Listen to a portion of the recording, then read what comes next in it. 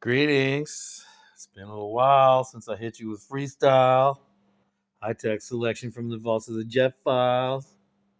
All right, yeah, I got that from Ice T, I think, something like that.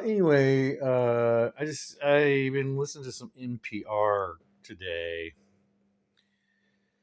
Woo, man. I tell you, American journalists, Western journalists, but certainly ones I heard in America, are just completely out of their gonzo mind, just freaked out about the fact that Tucker Carlson went and interviewed Vladimir Putin. So I took the liberty of listening to the whole interview. I mean, it's long. I mean, one thing me and old Vlad have in common is we're not very brief. I have a hard time with brevity. So does he. I mean, he's got the same affliction that I kind of have. It's like if somebody asks me a question, I have to kind of get in every detail. I think I've had that since my accident, a little bit of like autism. I just can't stop. Sometimes, like I know I've already lost my audience. Sometimes I'm like, but I can't. You asked me, I have to list these two more points. So he's kind of like that. He wants to get it all in there. It's like he's got to get it, on the record. And I believe it was February of the year that that Russia went into Ukraine. That he did a long address to his country about in the world about why they were going into Ukraine, and he brought up the same history. He brings up in this long interview with Tucker Carlson, and I mean it's just a very dry, just kind of rundown of the history of things, right? But it's really interesting. He brings up all these things that Americans in the West have just completely forgotten about. We've forgotten about Boris Yeltsin, right? We've forgotten about perestroika, Gorbachev, this the history of Poland, Ukraine, Hungary. Ukraine really, I think the word kind of just means borderlands. It's kind of it's been this kind of ill-defined place, that Hungarians have Polish and Germans and Russians and everybody's kind of been in there and had different parts of it, different times, and called different things, Um, but anyway, very interesting interview. And so it's just so. What's interesting to me? It's like one of those sort of C-SPAN moments when you got sick and stayed home and watched C-SPAN all day, and then you turned on the 5 o'clock news to hear what they reported happened in Congress, and you're like, "Whoa, were they even watching the same thing I watched?" What they're reporting on, they take these little snippets that they like and create this little impression. And that's kind of what's happened with the interview with Vladimir Putin. It's been highly sliced and diced, little selected things. But mainly, they're just mad, like butthurt that Tucker Carlson would go and interview a foreign dignitary, one that we think is our enemy. In the past, we thought, hey, you're going to learn something more about your enemies. That's a good thing.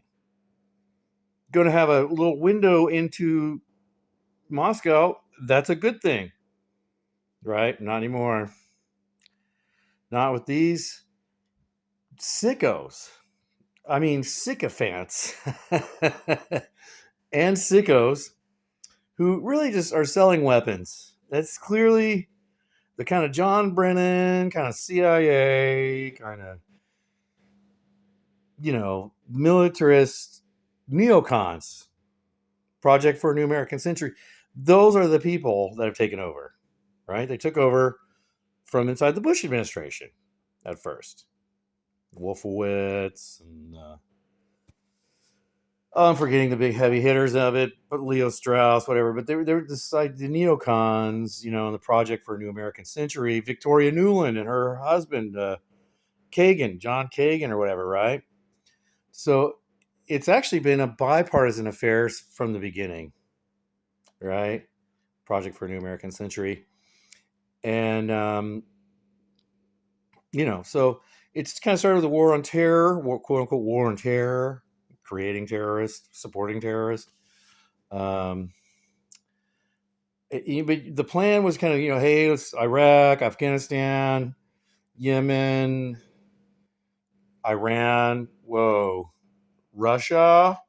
Russia's like the cherry, the icing on the cake. It's the final goal of Project for a New American Century. But anyway, I just had to touch on today this extreme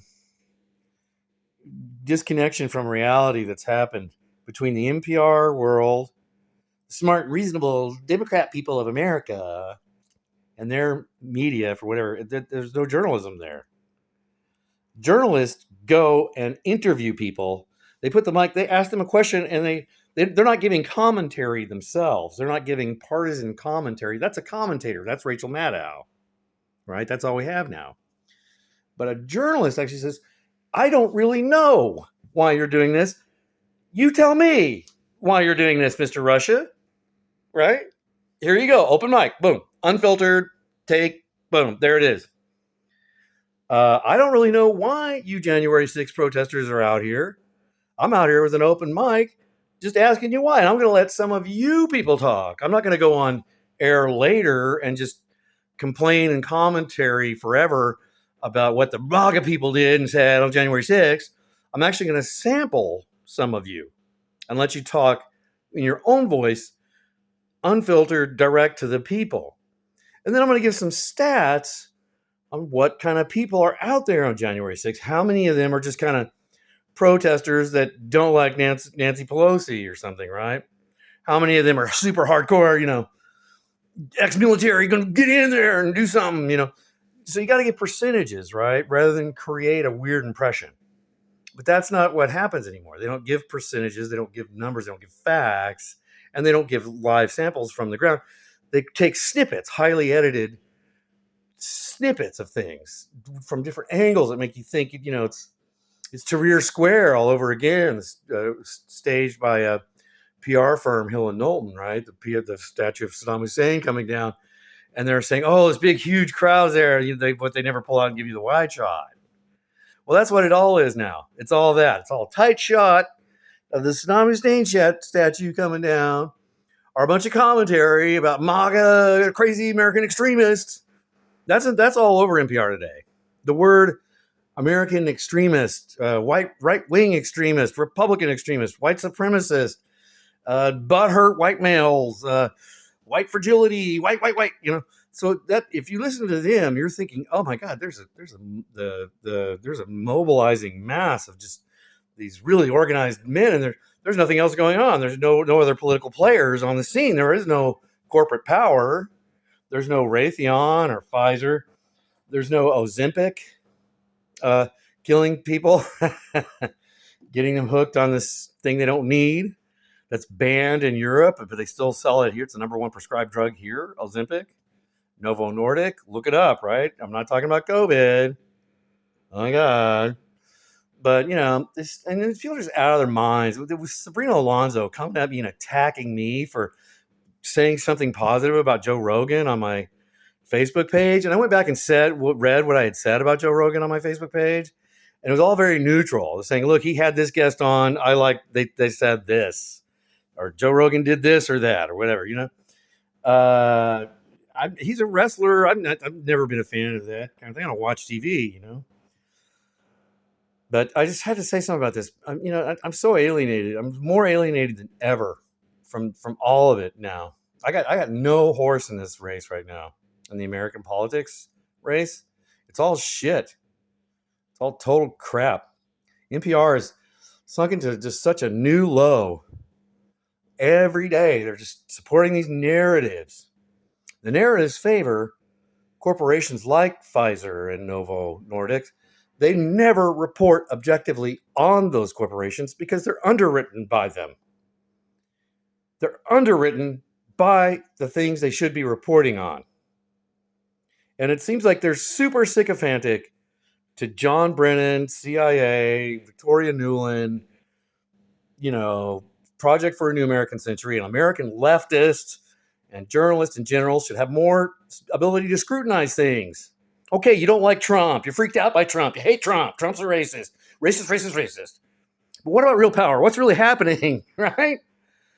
Bubba in his pickup truck down by the 7-Eleven in Tennessee isn't bothering you. And he's not bothering me.